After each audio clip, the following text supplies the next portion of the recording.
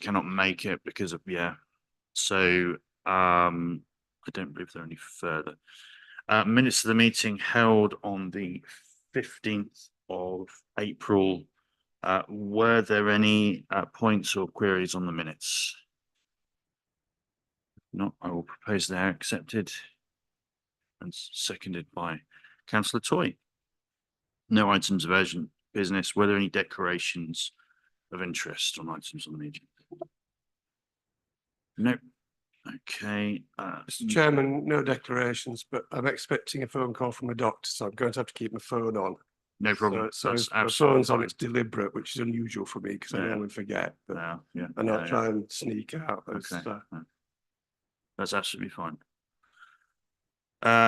So there are no member questions, and item 7 is recommendations from the overview and scrutiny committee, and we have Officer White to do that on behalf of the committee chairman.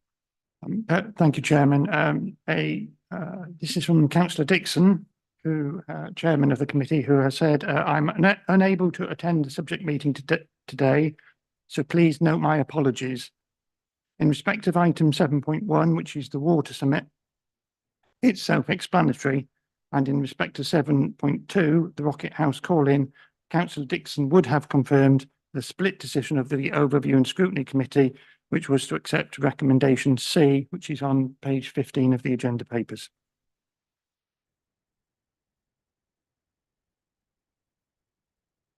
Okay. Right. So in respect of the first item, I presume you're looking for a sort of idea of a framework of a discussion from ourselves in terms of the water summit. You attended, didn't you, Adam? I don't know if there's anything you wanted to say about that now or. Thank you, Mr. Chairman. I thought the discussion undertaken at overview and scrutiny on the water summit and indeed our capacity in regards of that issue was actually quite a good discussion. There were some recommendations that the committee felt they wanted to take forward, having further discussions with the Norfolk Strategic Flood Alliance and some other organisations. That was almost a formal recommendation the committee took forward. So, I mean, presumably the sort of scope of the discussion, yes, we need to have discussions with Norfolk Strategic Flood Alliance. There are issues over supply to agriculture. There's issues over the capacity of drainage and sewage and also pollution, as we know. And I suppose ensuring we can improve the current infrastructure, but avoid new issues emerging in future as we see rainfall increase further. Was that the sort of scope that you were looking back for, or did you want a more sort of in-depth conversation about some of the sort of subjects? I think the committee just wanted some clarity in terms of the direction the council should be going on these issues. Bear in mind the chief executive's comment at the committee that it's an external issue. We don't have direct influence. It's just indirect. And how do we move with the partners to get a better future situation for the residents? I think moving with the Strategic Flood Alliance would probably be a very good start, wouldn't it? In terms of that discussion. Clearly, that I think there's a lot to do in monitoring Anglian Water's strategic plan and making sure that is achieved in North Norfolk. We've got some significant investments likely to, well, we have an Anglian Water have into Runton, into Gimmingham, and I think ensuring those occur in future.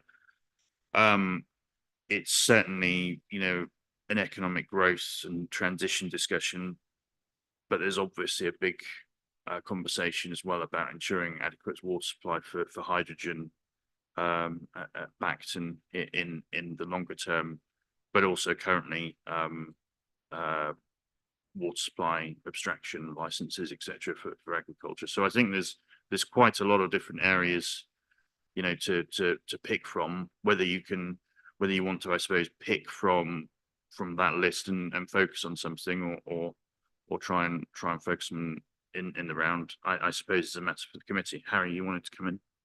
Yeah, I would thought the BIDB, especially and the Norfolk Rivers IDB, would have an interest in this discussion, and perhaps if it is being called into overview and scrutiny, should be represented or invited to be represented. The Broads Internal Drainage Board and the Rivers Internal Drainage Boards. Yeah, that's a reasonable suggestion. Adam, go ahead.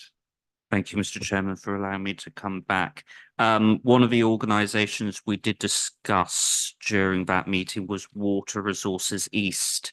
And I think that would be fundamental as an authority to bring into the overview and scrutiny discussions, because it's the overarching strategic analysis we can look into, and those subsequent corporations within that, Anglian Water and the Broads IDB and such. So it would be important, I think, in the first instance, to get Water Resources East. Okay, lots of good considerations for discussion. I'll bring in a second one. I think Steve, did you indicate? Thank you, Chairman. I'm not sure I understand the recommendation from the Overview and Scrutiny Committee. The report that Councillor Varley presented was a note of his attendance and Rob Young's attendance, Assistant Director of Sustainable Growth at the East of England Water Summit back in April. There are some acute water pressures in North Norfolk in terms of future availability or water scarcity. The Anglian Water has a statutory responsibility to provide connections to housing growth. There is no statutory responsibility to meet future business needs, and a number of businesses in the district are already experiencing pressure in terms of Environment Agency review of abstraction licenses, which could impact both agricultural and food processing businesses in the district. And there are processes in train at the present where legal processes are being taken forward in that respect. And as the Chairman has said, if there is to be any significant volume of hydrogen production at Bacton Energy Hub in the future, that would also place demands on the availability of water. And there have been discussions or suggestions that desalination may need to be considered. In the context of the Norfolk Strategic Flood Alliance, there is a further summit event on the morning of the 31st of May. The Flood Alliance was developed around rainfall intensity and surface water flooding in terms of damage to properties, flooding of highways, going back, I think, to December 2020, and how that water is managed. So that provides or introduces a series of different issues in terms of the whole water cycle, in terms of if rainwater is captured, whether there are seasonal rainwater reservoirs, which may address the concern which has existed in recent years around depleting availability of water and in aquifers. But obviously we've had a very period of heavy and intense rain over this winter, so many of those issues have been replenished. The event on the 31st of May is a flood, water management and drought summit. That's how it's been billed, and will be attended by Emily Capps, Assistant Director of Environment and Leisure, on behalf of the council. I don't know if any member is attending, but that's great. Thank you. but this is a very big issue, which I think the authority, in terms of planning policy, has an understanding of, is engaged in terms of conversations with Water Resources East, such that I'm not sure the recommendation as worded, which places the responsibility with yourselves as cabinet to provide advice on what you would wish the authority to do.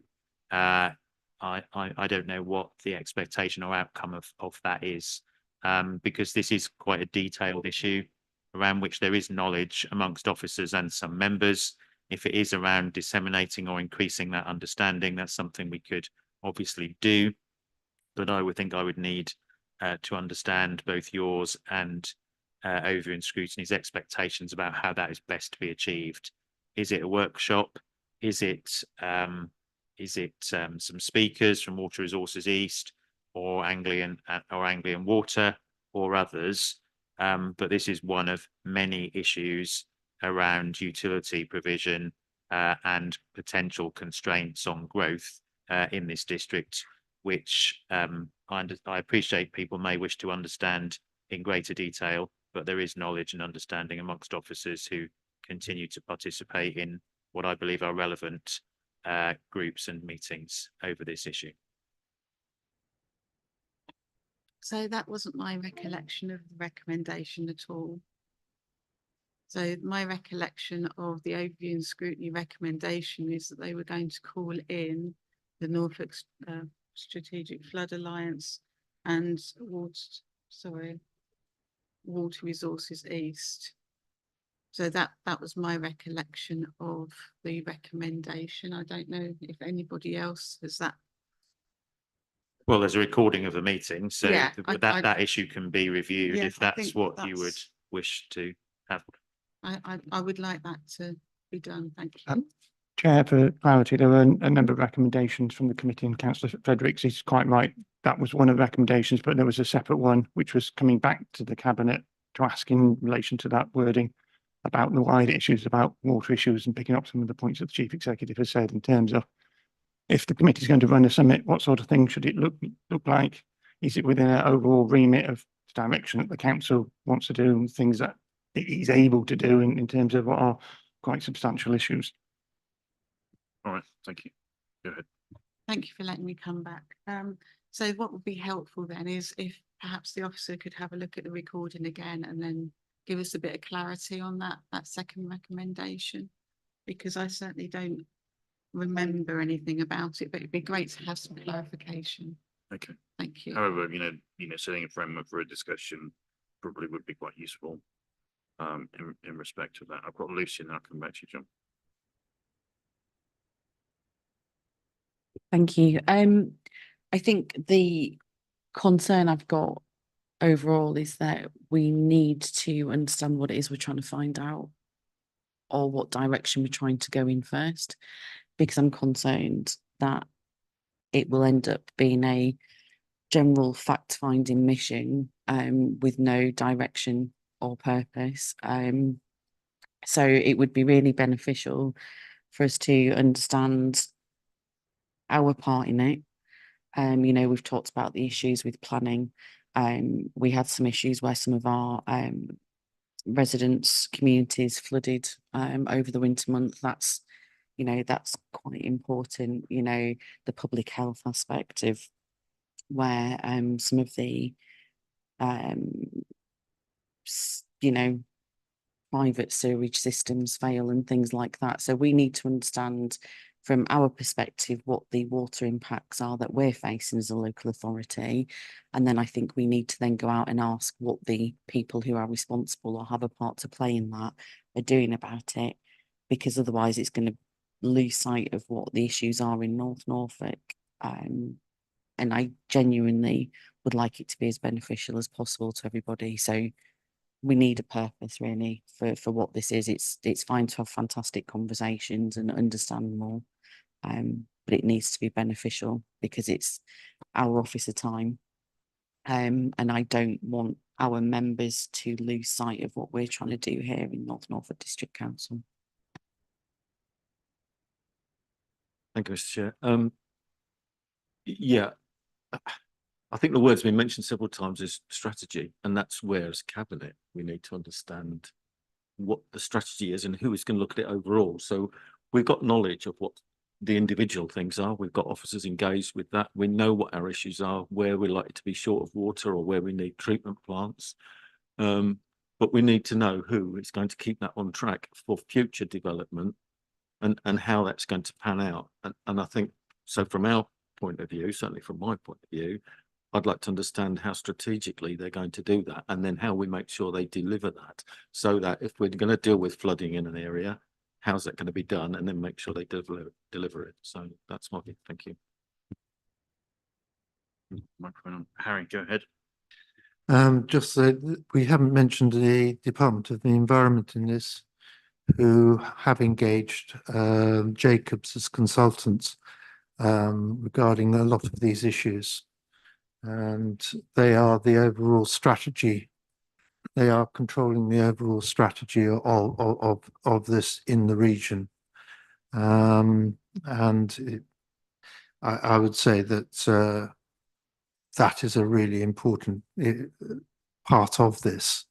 And they have various things that they're going to be bringing forward in the future, but I'm not sure they want to talk about it yet. Yeah. Okay. So, there's a lot to cover in this area as we've discussed in that short discussion. Probably not right for us to be sort of setting the direction for an S. Of course, that's not what would occur anyway. But we I think have probably given lots of pointers about the sort of big strategic considerations, the important groups and individuals involved. So I hope that's been somewhat helpful at least. Chairman, as the issue has been raised, there were three recommendations from the committee that are in the draft minutes, and they are, the first one is that the chairman of the Norfolk Strategic Flooding Alliance be invited to a future meeting on how the council is working with the Alliance on flooding issues. The second one was Anglian Water and Water Resources East be invited to the same meeting on the strategic water issues that affect North Norfolk, to include the Anglian Water Strategic Investment Plan. And then the third one is the one on your order papers, which is that the Cabinet provide advice on what it would like the council to take forward on water issues following the East of England Water Summit. Okay. Well, I think we've done our bit there. Okay. The other outcomes of the committee are noted.